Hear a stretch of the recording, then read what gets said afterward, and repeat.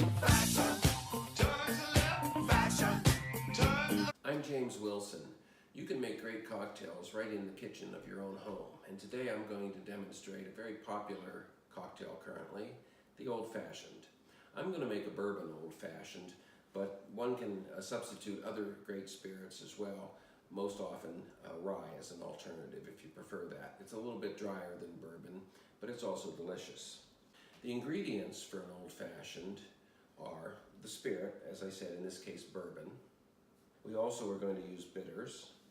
I'm going to use ginger bitters. There are many different flavors of bitters these days especially.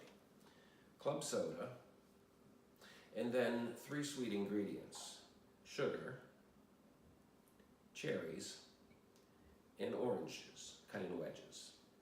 Finally, a key ingredient in any cocktail, if you're going to have it over ice, is the ice. To start an Old Fashioned, we begin with the sugar. I prefer to use sugar cubes because they provide a nice, evenly measured, reliable volume of ingredient. Some bars in particular will use simple syrup, which is efficient, but it can be difficult to measure, and oftentimes a little bit too much is used. This way you know how much sugar you're getting. Once the sugar is in the glass, you take your bitters and you sprinkle a few drops over the sugar cube. Next, we add the fruit. I'm going to add 2 cherries. I prefer to use the dark cherries. You don't have to necessarily use Luxardo cherries, which are the best known cherries in the dark variety. They're rather expensive. These are high quality cherries. There are other alternatives you can find in fine liquor stores and in some grocery stores. I'm going to add 2 cherries. The dark cherries are juicier than the maraschino style cherries. That's a major reason for using them. Finally, I've added an orange wedge. I'm going to take my fruit and sugar ingredients now and I'm going to muddle them just by pushing down on them. Break the sugar cube obviously into granules, but don't over muddle. Just enough to make a little roux at the bottom of your glass. Once the cherries and the orange and the sugar have been muddled, we're going to add the spirit, as I said, in this case bourbon.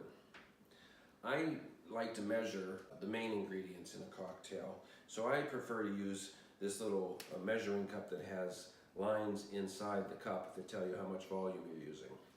I would say 2 to 3 ounces of bourbon is sufficient in an Old Fashioned. More if you like it stronger, less if you don't. I'm going to add 2 ounces of bourbon to this particular Old Fashioned.